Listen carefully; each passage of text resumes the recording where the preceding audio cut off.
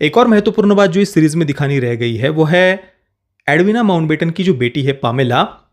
उसने अपनी पुस्तक daughter of empire life as a Mountbatten, इस पुस्तक में उसने एडविना और नेहरू के रिलेशनशिप के बारे में बताया है। उसका कहीं पर भी सीरीज में उल्लेख नहीं किया गया। पामेला ने अपनी पुस्तक में लिखा है कि नेहरू और एडविना बहुत गहरा प्रेम था उनमें, वो एक दूसरे से बहुत प्रेम करते थे। हालांकि उनका प्रेम फिजिकल नहीं था क्योंकि उन दोनों के पास में ऐसा उन्हें समय नहीं मिलता था। उन्हें तो कन्वर्ट किए जाने की आवश्यकता है, उन्हें ट्रू सेवियर की शरण में लाने की आवश्यकता है। ये वेस्टर्न कंजर्वेटिव्स का पॉइंट ऑफ व्यू होता है। तो ऐसी मानसिकता से ग्रसित लेखक की ये पुस्तक है। Please peace on us so we can feel the rain. Gandhi जो वर्ल्ड वॉर 1 और उससे पहले ब्रिटिश आर्मी में सर्जेंट मेजर थे, हमने भारत को पूरी तरीके से कन्वर्ट नहीं किया, उन्हें ट्रू सेवियर की शरण में नहीं लाया। इस कारण से ये प्रकोप हुआ है। सरदार वल्लभ भाई पटेल को बिल्कुल किसी जोकर की तरह गले में गेंदे के फूलों की माला पहनकर इधर उधर ऐसे दौड़ते भागते और नाचते उछलते कूदते हुए दिखाया है। और उस समय नेहरू को क्या करते हुए दिखाया है, वो एक रूम में बैठकर आगे की प्लानिंग कर रहे हैं। वो बहुत गंभीरता से देश की स्वतंत्रता के लिए समर्पित है। ओम नारायण नारायण नारायण नारायण। सब मित्रों को राम राम, सबका स्वागत है। दोस्तों कैसे आप सब। तो दोस्तों आज 21 नवंबर है और 6 दिन पहले 15 नवंबर को सोनी लिव पर फ्रीडम एट मिडनाइट ये एक नई वेब सीरीज रिलीज हुई है जिसके क्रिएटर और डायरेक्टर है निखिल आडवाणी, जो इससे पहले 2019 की बाटला हाउस फिल्म को डायरेक्ट कर चुके हैं, जो एक बहुत बहुत बढ़िया फिल्म थी। बाटला हाउस में आतंकियों के इनकाउंटर के बाद में, आतंकियों के मारे जाने के बाद में सोनिया गांधी के कैसे अश्रु रुक नहीं रहे थे, ये बातें जो कांग्रेस के नेताओं के द्वारा ही कही गई थी, और भी जो दूसरी बातें उस समय जो कांग्रेस का स्टैंड था, ये सब बातें खुलकर बाटला हाउस में दिखाई गई थी। पर पता नहीं उसके बाद में क्या हुआ। फिर निखिल आडवाणी के द्वारा द एम्पायर जैसी वेब सीरीज़ बनाई गई, बाबर वाली। फिर अभी कुछ महीने पहले वेदा नाम की निखिल आडवाणी की फिल्म आई थी। हमारा वेदा का रिव्यू आप अवश्य देखना। तो बाटला हाउस के बाद में पता नहीं क्या हुआ कि बिल्कुल ही एक अलग विपरीत विचारधारा की फिल्में हमने निखिल आडवाणी से देखी, और अभी वो फ्रीडम एट मिडनाइट ये वेब सीरीज़ लेकर के आए हैं। तो चलिए देखते हैं वेब सीरीज़ कैसी है, क्या क्या बातें इसमें दिखाई गई है, कौन से पात्रों को कैसे कैसे दिखाया गया है, क्या ये सीरीज़ आपको देखनी चाहिए या नहीं देखनी चाहिए, ये विस्तार से हम चर्चा करने वाले हैं। तो वीडियो को आप अंत तक अवश्य देखना, इसे लाइक और शेयर आप अवश्य करना, मैं आप सभी मित्रों से प्रार्थना करता हूँ। तो ये जो सीरीज़ है सेम नाम की पुस्तक 1975 की सेम नाम की पुस्तक पर सीरीज़ आधारित है। उस पुस्तक के लेखक कौन है? डोमिनिक लेपेर और लैरी कॉलिंस। इसमें से जो डोमिनिक लेपेर है उसे 2008 में कांग्रेस की सरकार ने पद्म भूषण पुरस्कार दिया था, पद्म पुरस्कार से सम्मानित किया था। ऐसा क्या योगदान था डोमिनिक लेपेर का, जितना मैंने पढ़ा उसके बारे में, तो फ्रीडम एट मिडनाइट ये एक पुस्तक और इसके अलावा सिटी ऑफ जॉय ये 2 पुस्तक उसने लिखी हुई है। फ्रीडम एट मिडनाइट उसके बारे में आगे हम बात करने ही वाले हैं। सिटी ऑफ जॉय पुस्तक की बात करें तो उसमें वही जो वाइट सेवियर वाला जो प्रोपेगेंडा होता है वेस्ट का, उसको उन्होंने बढ़ावा दिया हुआ है। एक मिशनरी को दिखाया है, पादरी जो कोलकाता में आता है, और भारत कैसे घिनौना देश है, हिंदू सभ्यता कितनी घिनौनी है, जातिवाद वगैरह जो कुछ भी हिंदू सभ्यता के बारे में वो प्रोपेगेंडा स्प्रेड कर सकते थे वो वहाँ पर किया हुआ है। और फिर वो वाइट सेवियर आकर के कैसे यहाँ पर पे वो लोगों को बचा रहा है, भारतीयों को बचा रहा है, वो कैसे वो पादरी, ये सब बातें दिखाई गई है। और साथ में ही मदर टेरेसा, जिस पर हज़ारों लोगों को तड़पा कर अमानवीय तरीके से मारने का आरोप लगा हुआ है मदर टेरेसा पर। क्रिस्टोफर हिचन्स जो एक बहुत ही बढ़िया पत्रकार थे, उन्होंने कई सारे फैक्ट्स सामने रखते हुए हेल्स एंजल नाम की एक डॉक्यूमेंट्री बनाई है मदर टेरेसा पर, जिसमें ये सारे फैक्ट्स दिखाए गए हैं। और क्रिस्टोफर हिचन्स ने आरोप लगाए हैं कि मदर टेरेसा ने कैसे अनगिनत लोगों को तड़पा कर मारा था, और कैसे सैकड़ों मिलियन डॉलर्स का फंड उन तड़पते हुए लोगों को दिखाकर वेटिकन भेजे जाते थे। ये सब बातें क्रिस्टोफर हिचन्स ने दिखाई है। तो ऐसे मदर टेरेसा का महिमा मंडन भी सिटी ऑफ जॉय पुस्तक में किया गया है। तो ऐसे डोमिनिक लेपेर को 2008 में कांग्रेस की सरकार ने पद्म पुरस्कार दिया था।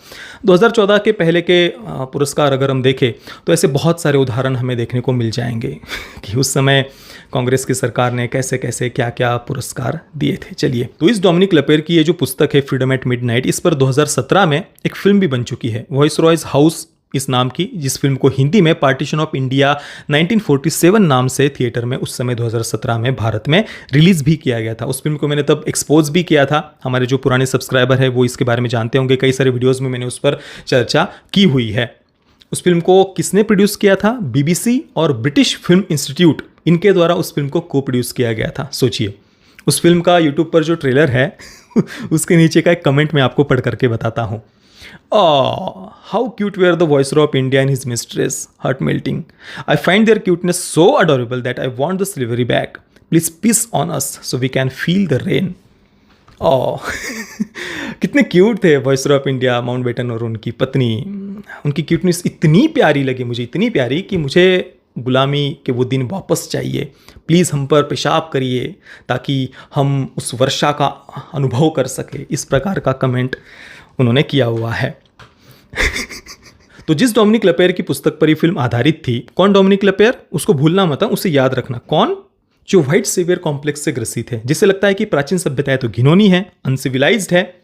जैसा कि वेस्टर्न कंजर्वेटिव्स का दृष्टिकोण होता है, उन्हें बचपन से ही सिखाया जाता है कि जितनी भी इंडिजिनियस ट्राइब्स थे, जो प्राचीन सभ्यताएं थी ना, वो तो पेगन्स थे, घिनौने थे, डेविल वर्शिपर्स थे, उन्हें तो कन्वर्ट किए जाने की आवश्यकता है। उन्हें ट्रू सेवियर की शरण में लाने की आवश्यकता है। ये वेस्टर्न कंजर्वेटिव्स का पॉइंट ऑफ व्यू होता है। तो ऐसी मानसिकता से ग्रसित लेखक की ये पुस्तक है। तो स्वाभाविक सी बात है, वो यहाँ पर ब्रिटिशों का महिमा मंडन करेंगे, उन्हें सेवियर के रूप में प्रस्तुत करेंगे। माउंटबेटन और उसकी पत्नी एडविना, उस फिल्म का ट्रेलर भी अगर आप देखेंगे ना, लिटरली माउंटबेटन पति पत्नी रो रहे हैं, दुखी है, चिंतित है, परेशान है भारतीयों की उनके ये जो पार्टीशन वगैरह होते हुए देखकर वगैरह। हाँ भाई, तो उसी पर अभी ये सीरीज़ भी बनाई गई है। तो क्या यहाँ पर भी माउंटबेटन पति पत्नी को सेवियर के रूप में प्रस्तुत किया है? तो देखिए, काफ़ी विस्तार से हम थोड़ा चर्चा करने वाले हैं। एक लाइन में तो इसका मैं वर्णन नहीं कर पाऊंगा, परंतु इतना अवश्य है कि सीरीज़ में गांधी, नेहरू और माउंटबेटन पति पत्नी, इनका महिमा मंडन सीरीज़ में किया गया है। इसमें कोई कोई कोई संदेह नहीं है।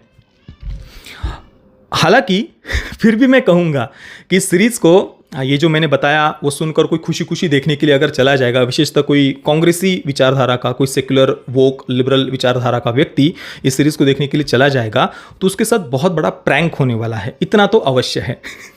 क्यों मैंने ऐसा कहा? क्योंकि सीरीज़ में जो हिंदुओं का नरसंहार हुआ है उसे खुलकर दिखाया गया है।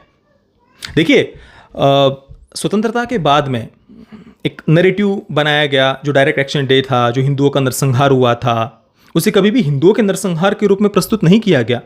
या जो मोपला में जो हिंदुओं का नरसंहार हुआ था खिलाफत आंदोलन के नाम पर, उसको तो कभी चर्चा में तक नहीं लाया गया, उसका तो कभी कहीं पर उल्लेख तक नहीं हुआ।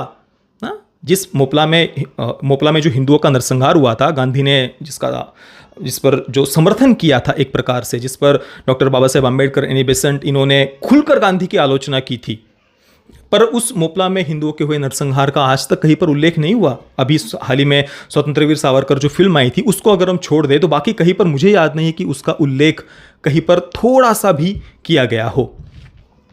तो हिंदुओं के नरसंहार की कभी चर्चा नहीं हुई। स्वतंत्रता के बाद में कुछ ऐसे लोगों का शासन था, कला और साहित्य के क्षेत्र पर ऐसे लोगों का वर्चस्व था कि जब भी पार्टीशन की बात आती थी ना, तो उसको बैलेंस करने का प्रयास किया जाता था। हिंदुओं के नरसंहार के रूप में प्रस्तुत नहीं किया जाता था, उसे हिंदू मुस्लिम दंगे वगैरह इस प्रकार से करके नॉर्मलाइज करने का, बैलेंस करने का एक प्रकार से प्रयास किया जाता था। और इसके लिए बहुत सारा कंटेंट बना है, बहुत सारा। दूरदर्शन पर कुछ सीरियल्स वगैरह भी आती थी। एक तमस नाम की एक फिल्म थी, उसको एक मिनी सीरीज के रूप में दूरदर्शन पर चलाया गया था। ओम पुरी उसमें मुख्य भूमिका में थे। गोविंद निहलानी जो एक वामपंथी विचारधारा का डायरेक्टर है, उसने ही उसको डायरेक्ट किया था।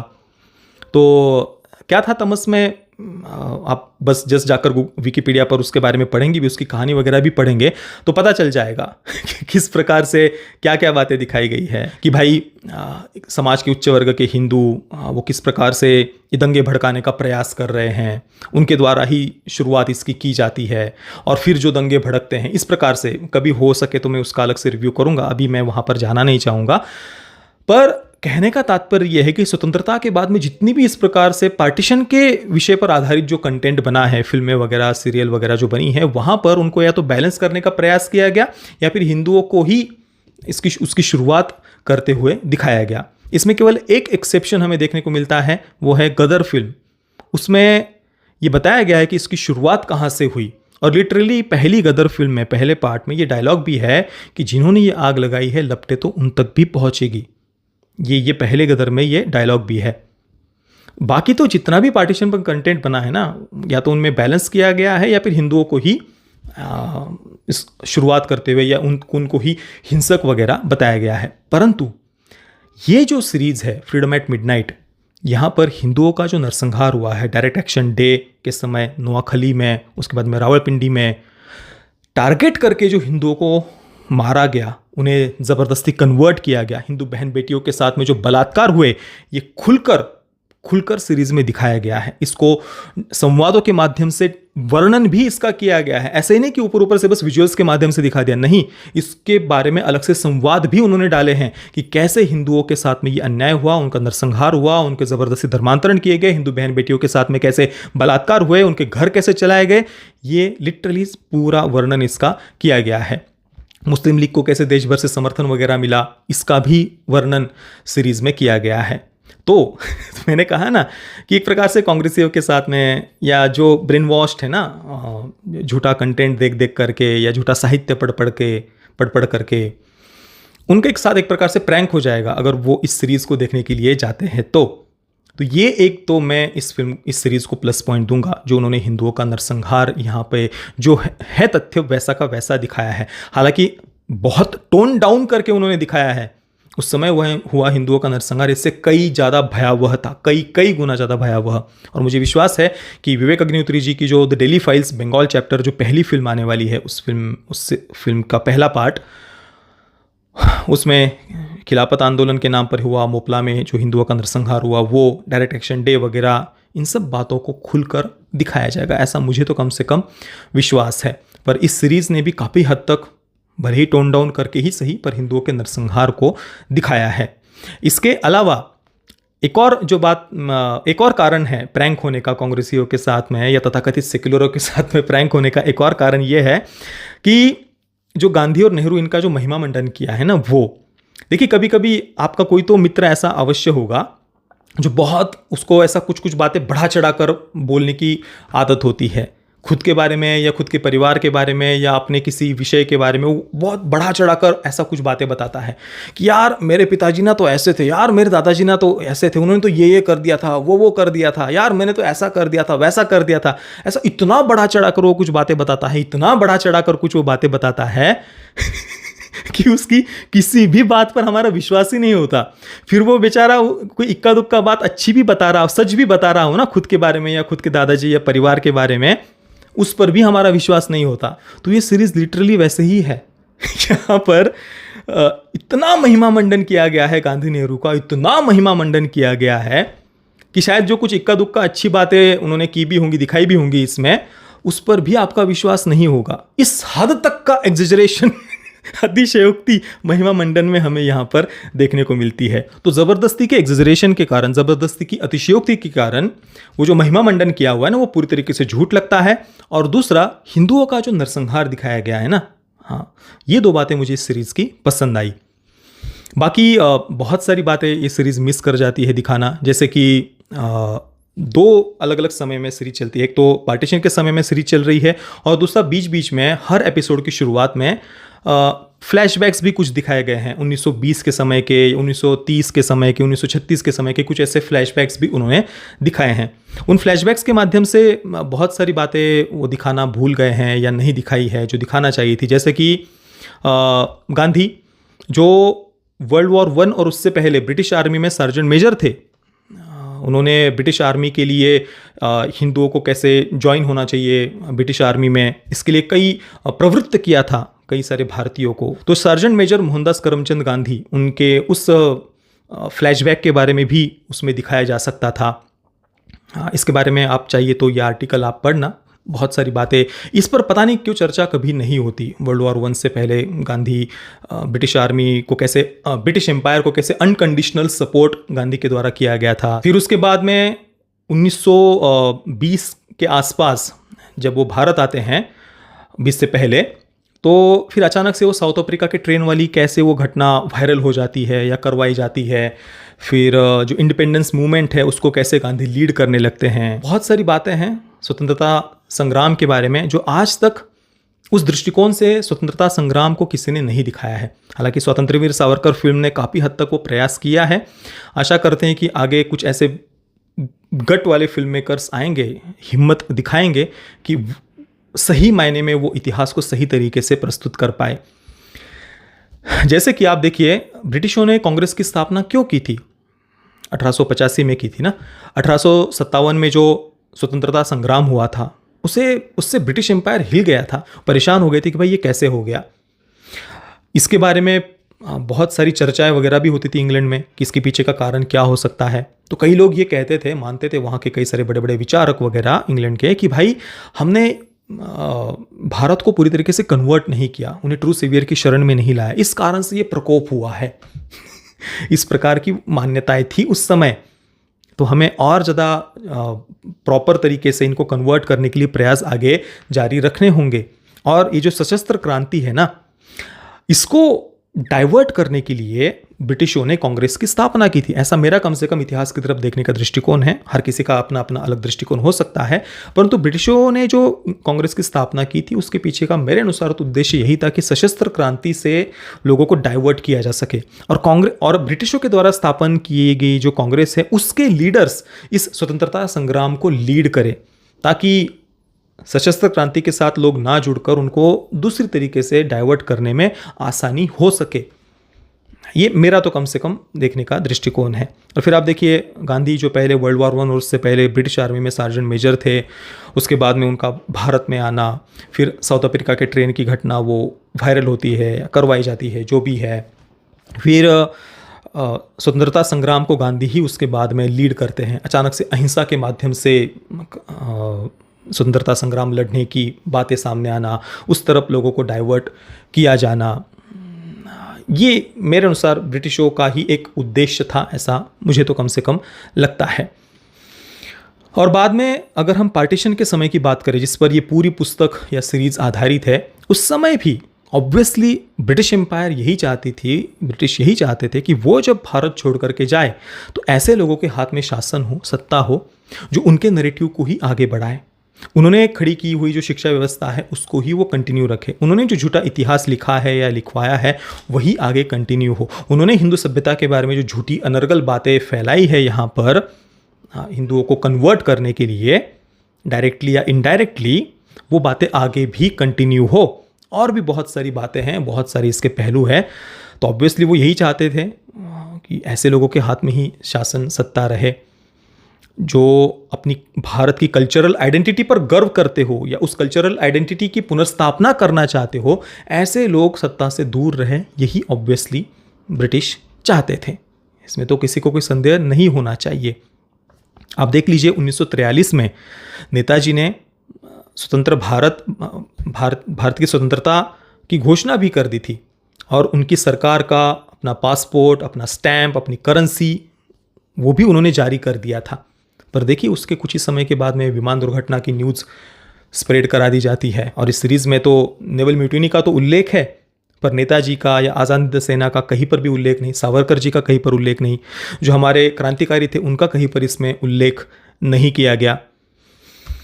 हाँ, बस गांधी, नेहरू, ये दो नाम आपको सबसे ज़्यादा बढ़ा चढ़ाकर बताए गए दिखाई देंगे।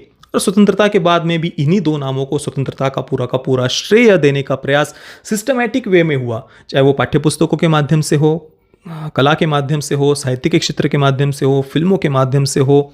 बार बार ये बातें भारतीयों के ऊपर हैमर एक प्रकार से ऐसे ठोक पीट कर अंदर डाली गई। और आप देख लीजिए नेहरू के ऊपर HSRA का खजाना चुराने का भी आरोप लगा हुआ है। इसके अलावा नेताजी के आईने के खजाने को चुराने का जिस पर आरोप है उसका सम्मान करने का भी आरोप नेहरू पर लगा हुआ है। स्वतंत्रता के बाद भी कई वर्षों तक नेताजी के परिवार की जासूसी कराने का आरोप भी कांग्रेस पर है। और जासूसी कराने की जो रिपोर्ट्स वगैरह हैं उन्हें ब्रिटिश इंटेलिजेंस एजेंसी के साथ में शेयर तक किया जाता था। ये सब आरोप नेहरू पर, कांग्रेस पर लगे हुए हैं। तो स्वाभाविक सी बात है, पार्टीशन के समय ब्रिटिश ऐसे लोगों के हाथ में ही सत्ता वो चाहते थे हो कि जो ब्रिटिशों के नैरेटिव को, दृष्टिकोण को, शिक्षा व्यवस्था को वगैरह सब बातों को आगे कंटिन्यू करा सके। और ब्रिटिश या वेस्टर्न वर्ल्ड वो बहुत चतुर होते हैं नैरेटिव बनाने में। देखिए, पिछले 2000 वर्षों में इतनी सारी प्राचीन सभ्यताओं का हत्या, लूट, बलात्कार करके, जेनोसाइड करके उनको समाप्त कर दिया गया, उन्हें कन्वर्ट कर दिया गया, समाप्त कर दिया गया। और आज दुनिया भर को फिल्में बना बना कर हॉलीवुड या वेस्टर्न वर्ल्ड क्या बताता है कि वो तो घिनौनी सभ्यताएं थी, वो तो डेविल वर्शिपर्स थे, उनको समाप्त करके तो हमने दुनिया पर उपकार किए हैं, हम सेवियर है, हमने दुनिया को सिविलाइज किया। भारत की दृष्टि में भी आज भी ब्रिटिश यही दुनिया को बताते हैं कि वो तो अनसिविलाइज थे, हम सच्चे सेवियर हैं। यहाँ पर इस पुस्तक के माध्यम से भी माउंटबेटन पति पत्नी वो कितने दुखी थे, परेशान थे, चिंतित थे, उनको कितने प्रॉब्लम्स हुए पार्टीशन के समय, भारतीयों को हुए प्रॉब्लम्स या गुलामी और उसका इतना भयावह इतिहास, वो सब तो कोई मायने नहीं रखता। माउंटबेटन पति पत्नी कितने सदमे में थे, वो इस पुस्तक के माध्यम से वो सामने रख रहे हैं। और बाकी गांधी नेहरू, उनका महिमा मंडन, ये तो हमें इसमें देखने को मिल ही रहा है। एक और महत्वपूर्ण बात जो इस सीरीज में दिखानी रह गई है वो है एडविना माउंटबेटन की जो बेटी है पामेला, उसने अपनी पुस्तक daughter of empire, life as a Mountbatten, इस पुस्तक में उसने एडविना और नेहरू के जो रिलेशनशिप के बारे में बताया है उसका कहीं पर भी सीरीज में उल्लेख नहीं किया गया। पामेला ने अपनी पुस्तक में लिखा है कि नेहरू और एडविना बहुत गहरा प्रेम था उनमें, वो एक दूसरे से बहुत प्रेम करते थे। हालांकि उनका प्रेम फिजिकल नहीं था क्योंकि उन दोनों के पास में ऐसा उन्हें समय नहीं मिलता था, ऐसा एडविना की बेटी ने अपनी पुस्तक में उल्लेख किया है। और ये मेरे अनुसार एक बहुत महत्वपूर्ण पहलू है क्योंकि आप देखिए, एक शत्रु राष्ट्र की महिला, उसके साथ में इस प्रकार से किसी भी प्रकार के रिलेशनशिप में होना, फिजिकल हो नहीं हो वो बातें कोई मायने नहीं रखती है, किसी भी प्रकार के रिलेशनशिप में, रोमांटिक रिलेशनशिप में होना, ये मेरे दृष्टि में तो भयावह है। वो भी एक ऐसे समय पर जब सैकड़ों वर्षों की गुलामी से भारत स्वतंत्र हो रहा था। वो कितना महत्वपूर्ण समय था, भारत की आने वाली नीतियाँ, भविष्य क्या होगा, वो तय करने का समय था। और ऐसे समय में किसी भी प्रकार से शत्रु राष्ट्र का हम पर इन्फ्लुएंस ना हो, ये सबसे ज़्यादा महत्वपूर्ण था कि हम आने वाले समय में जिन्होंने हमें गुलाम बनाया, उनके विचार, उनका दृष्टिकोण, उन्होंने जो हम पर अन्याय अत्याचार किए ना, उसका कहीं पर भी आने वाले भविष्य के जो हम शिक्षा नीति हम जैसी बनाएंगे, आर्थिक नीतियाँ जिस प्रकार से होंगी, विदेश नीतियाँ जिस प्रकार से होंगी, उन पर उनका कोई इन्फ्लुएंस नहीं होना चाहिए। ये सबसे ज़्यादा महत्वपूर्ण था। और ऐसे समय में इस प्रकार से रिलेशनशिप में होना, ये मेरे अनुसार तो बहुत ही ज़्यादा भयावह था। अब ये हनी ट्रैप के लिए ब्रिटिशों ने ऐसा किया या क्या, ये तो जांच का विषय है। परंतु जैसा कि मैंने बताया कि स्वतंत्रता के बाद में कई वर्षों तक नेताजी के परिवार की जो जासूसी की जाती थी, उन रिपोर्ट्स को ब्रिटिश इंटेलिजेंस एजेंसी के साथ में जो शेयर किया जाता था, नेताजी के आज़ाद हिंद सेना का जो खजाना था उसे चुराने वाले का नेहरू के द्वारा सम्मान किया जाना, बहुत सारी ऐसी बातें हैं। तो उस रिलेशनशिप के बारे में भी इसमें उल्लेख किया जाना चाहिए था। एक बात जिस बात ने मुझे सबसे ज़्यादा परेशान किया, दुखी किया इस सीरीज़ की, कि सरदार वल्लभ भाई पटेल, लौह पुरुष जिन्हें हम कहते हैं, उनका जिस प्रकार से मजाकिया चित्रण इसमें किया गया है, बहुत बहुत ज़्यादा दुखद था वो। मतलब लिटरली सत्ता के लिए कैसे वो लोलुप है, लालची है सरदार वल्लभ भाई पटेल, ये इसमें बार बार दिखाया गया है। सत्ता के लिए कैसे हर समय वो भाई सत्ता ले लो पहले, सत्ता ले लो पहले, सबसे पहले अपने हाथ में पावर ले लो, बाद में सब देखा जाएगा। बाकी गांधी और नेहरू वो पूरा दृष्टिकोण से वो सोच रहे हैं। नेहरू को सीरीज में ये बोलते हुए कहते हुए दिखाया कि भाई हमें तो रिटर्न में एश्योरेंस चाहिए, वो पूरा लिखित में चाहते थे संपूर्ण स्वराज। बाकी सरदार वल्लभ भाई पटेल वो तो बस सत्ता के लिए लालची थे, वो तो कह देते कि भाई वो सब बाद में देखेंगे, पहले सरकार बना लो। यही नहीं, 1936 में जब कांग्रेस अलग अलग जगहों पर इलेक्शन जीतती है ना, तो सरदार वल्लभ भाई पटेल को बिल्कुल किसी जोकर की तरह गले में गेंदे के फूलों की माला पहनकर इधर उधर ऐसे दौड़ते भागते और नाचते उछलते कूदते हुए दिखाया है। और उस समय नेहरू को क्या करते हुए दिखाया है, वो एक रूम में बैठकर आगे की प्लानिंग कर रहे हैं। वो बहुत गंभीरता से देश की स्वतंत्रता के लिए समर्पित है। बाकी सरदार वल्लभ भाई पटेल तो बस ऐसे ही सत्ता के लिए लालायित थे, लोलुप थे, गले में गेंदे की फूलों की माला डालकर छोटी सी जीत से ऐसे उछल कूद मचा रहे हैं। नेहरू तो अपने उसूलों के प्रति बहुत अड़िग थे, पर सरदार वल्लभ भाई पटेल उनके लिए तो उसूल कोई मायने नहीं रखते थे। मैंने आज तक अपने उसूलों के साथ समझौता नहीं किया है, क्या आप कह सकते हैं? इस प्रकार से नेहरू सरदार जी से ये कहते हैं। ये तो जगह जगह पर जैसे ही आप सीरीज शुरू करेंगे ना, सरदार वल्लभ भाई पटेल तो ब्रिटिशों के सामने बड़ी ही दबकर योर एक्सीलेंसी वगैरह इस प्रकार से ब्रिटिशों के साथ में बात कर रहे हैं, ब्रिटिश अधिकारियों के साथ में। नेहरू बड़ा एग्रेसिवली ब्रिटिशों का विरोध करते हुए नेहरू को दिखाया है कि वो अपने देश के हित को सबसे पहले रख रहे हैं। सरदार वल्लभ भाई पटेल, उन्हें देश के हित से मतलब नहीं, सत्ता से सबसे पहले मतलब था, कुर्सी से सबसे पहले मतलब था। केवल यही नहीं, जिन्ना के टीबी को एक बहुत गंभीर बीमारी के रूप में, असाध्य रोग के रूप में उन्होंने प्रस्तुत किया है। वो खांस रहे हैं, बिल्कुल कमज़ोर हो गए हैं, और फिर भी वो कह रहे हैं कि भाई मेरी इस बीमारी के बारे में दुश्मनों को पता नहीं चलना चाहिए, मैं मुसलमानों को हिंदुओं के बराबर हक देना चाहता हूँ, इस कारण से मुझे अलग देश चाहिए। इस प्रकार से वो लड़ते हुए जिन्ना को दिखाया है। हालांकि जिन्ना को गलत दिखाया है, जिन्ना ने ही हिंदुओं का किस प्रकार से जेनोसाइड वगैरह करवाया, ये सब बातें दिखाई है, पर उसकी बीमारी को कितनी गंभीरता से दिखाया। और दूसरी तरफ सरदार वल्लभ भाई पटेल, वो अपने हृदय रोग को उसको बिल्कुल मजाकिया अंदाज में दिखाया है। सरदार वल्लभ भाई पटेल एक सीन में नेहरू से कहते हैं कि तुम्हारे पास तो समय ही समय है, मैं तो दिल का मरीज हूँ, और इसको बिल्कुल ऐसा तंज कसते हुए मजाकिया रूप में ही उन्होंने सरदार वल्लभ भाई पटेल उन्हें प्रस्तुत किया है। कुल मिलाकर जिन स्वतंत्रता सेनानियों ने देश की स्वतंत्रता के लिए अपना सर्वस्व न्यौछावर कर दिया, जिन्हें ब्रिटिशों ने अमानवीय यातनाएं दी, काला पानी की सजा दी, उनका तो जैसे स्वतंत्रता में कोई योगदान ही नहीं था।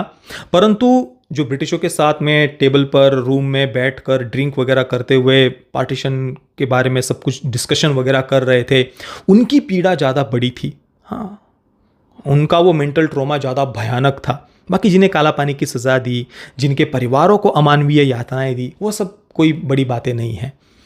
हाँ, जो ड्रिंक वगैरह करते हुए आलीशान कमरों में बैठकर डिस्कशंस कर रहे थे ना, पार्टीशन के, सत्ता हस्तांतरण के, वो पीड़ा सबसे ज़्यादा भयावह थी।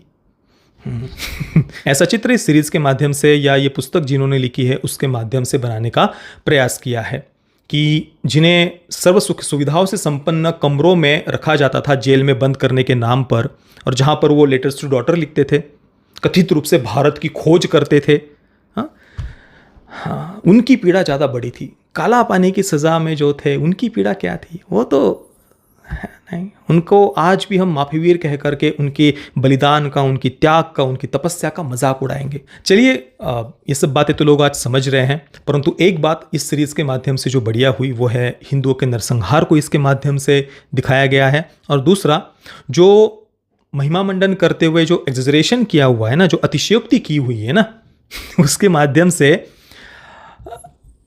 जो भी बातें सीरीज दिखाती है या दिखाने का प्रयास करती है, उसमें से किसी एक बात पर भी हमारा विश्वास नहीं हो पाता। उल्टा वो एक प्रकार से टोंट मारा गया है सीरीज के माध्यम से, उन पर ऐसा ही लगता है। बाकी सीरीज एक्सट्रीमली वेल मेड है। डायरेक्शन ले लीजिए, या जिस प्रकार से उस समय को उन्होंने रिक्रिएट किया है, कॉस्ट्यूम्स वगैरह हर जगह पर बहुत बढ़िया काम उन्होंने किया है, इसमें तो कोई भी संदेह नहीं है। एक दो कास्टिंग थोड़ी सी गलत हमें लगती है, बाकी तो लगभग सभी कास्टिंग उन्होंने बहुत बढ़िया तरीके से की है। तो मैं फ्रीडम एट मिडनाइट इस वेब सीरीज को दूंगा 6 आउट ऑफ 10 स्टार्स, और ये रेटिंग मैंने कंटेंट के आधार पर नहीं तो टेक्निकल आधार पर दी है। बाकी पेरेंटल गाइडेंस की कोई भी आवश्यकता नहीं है। सीरीज में कोई सेक्स, न्यूडिटी, वायलेंस वगैरह ऐसा कुछ भी नहीं है। बाकी जिन मित्रों ने इस सीरीज को देखा है, आपका अनुभव कैसा रहा मुझे अपने नीचे कमेंट में अवश्य बताना। ये वीडियो देखने के लिए आप सभी मित्रों का बहुत बहुत धन्यवाद। जय श्री राम, वंदे मातरम।